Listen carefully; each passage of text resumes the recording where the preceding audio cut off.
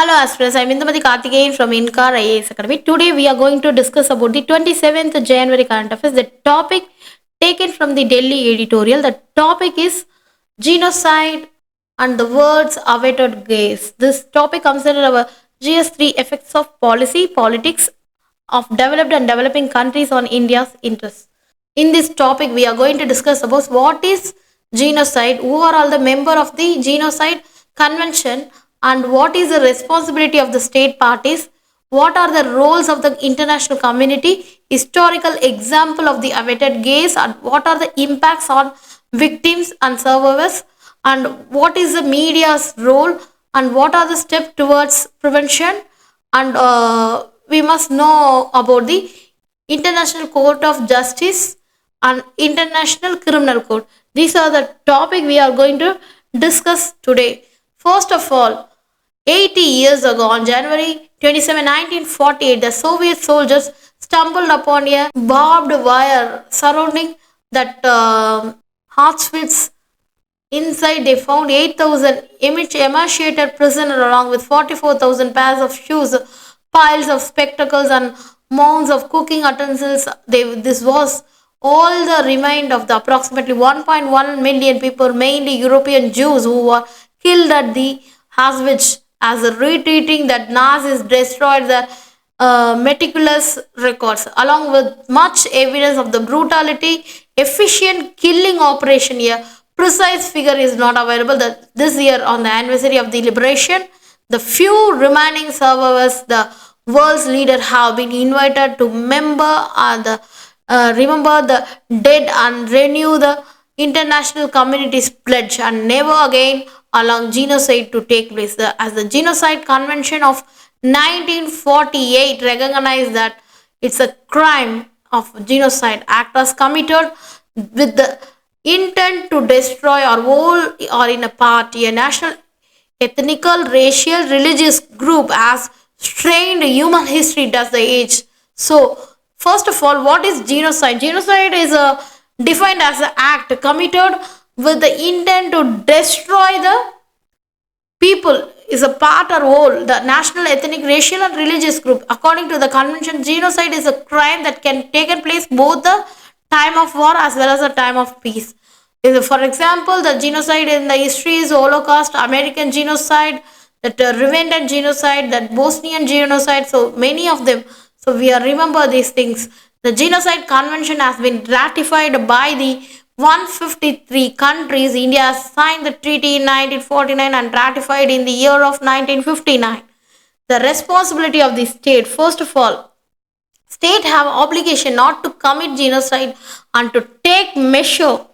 We need to prevent, to punish the crime of the genocide, including by enacting the relevant legislation punishing the preparators, and also there is a role of international community, that is the failure to intervene that despite early warnings. Example, UN role, the reluctance of the powerful nation, that potential and political economical motivation will definitely behind inaction, and also there is a phenomena or denial, silence and complicity by the nations, and also there is a historical examples for the awaited gaze, detailed examination of causes like Rwandan genocide in the year of 1994, where the international community failed to act, and also there is an examination ongoing that genocide and persecution today, that Uyghur crisis, Rohingya persecution. There is a many much more, the impact of victim and survivor, the long term consequences of genocide on affected communities, and also there is a intergenerational trauma and fight for the justice, and also there is a many media's role, the role of media that shaping the public awareness or conversely obscuring the events, and also there is a selective reporting can influence the global perception and also the response. There is a many step towards this prevention. First of all, the early warning system, that is the main thing.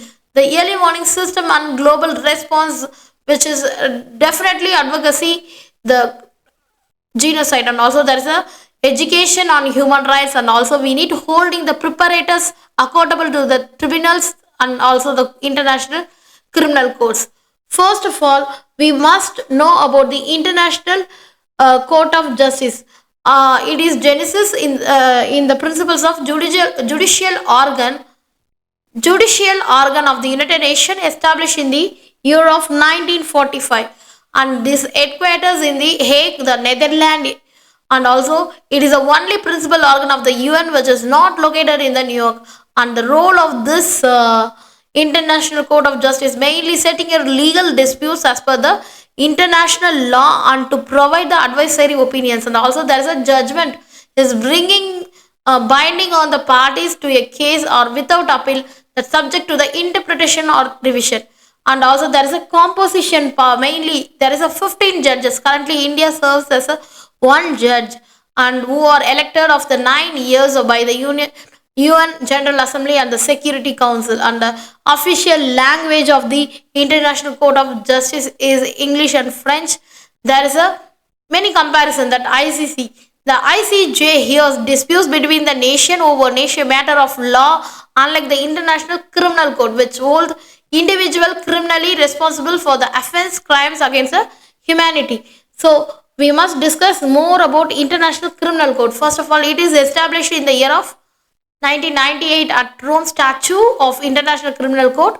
This is headquartered in Hague, Netherlands. This is a international court to investigate, prosecute the individual accused of serious international crimes like genocide, crime against humanity, war crimes, and also aggressions. These are the main criteria which can be give the judicial part. And also there is a members must be 1, 2, 3 countries or party of Rome Statute. India is not a member of this, and also it has a jurisdiction that is only on crime committed after July 1, 2002, when the Rome Statute entered into the force.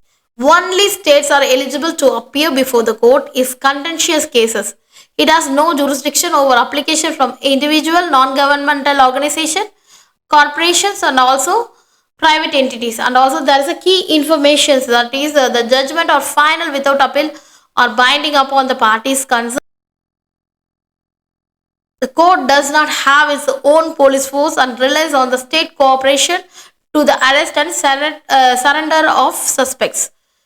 These are the main important about the International Criminal Court. Thank you so much.